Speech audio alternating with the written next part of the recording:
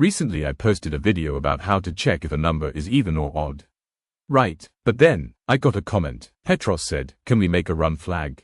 Like while flag, and then whenever the user types 0, it sets that number to the flag which will break the loop instantly without break. After reading this comment, I thought, wow, that's actually a really good point. So today, I'm going to show you exactly what Petros meant, and how using a flag can make your code cleaner, smarter, and more professional. This was our code from last time. It worked fine. You type numbers, it tells you even or odd. Type 0, and break jumps out of the loop. But Petros asked, what if we use a flag instead of break?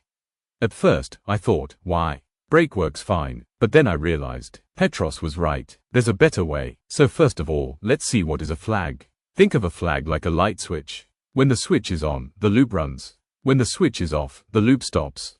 I create a flag called running. I set it to true because the program is running. I tell the loop, keep going as long as running is true.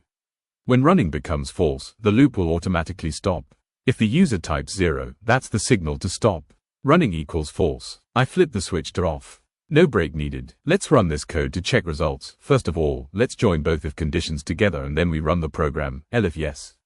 Okay, let's see the output. See carefully the output. It is looking the same, no difference, right? So, why flag is better? See this code. When you use break, you jump out of the loop right away.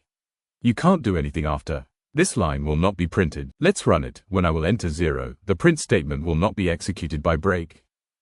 But with a flag, the loop finishes cleanly, and the last line will be printed. Let's run it. When I will enter 0, the print statement will be executed by flag.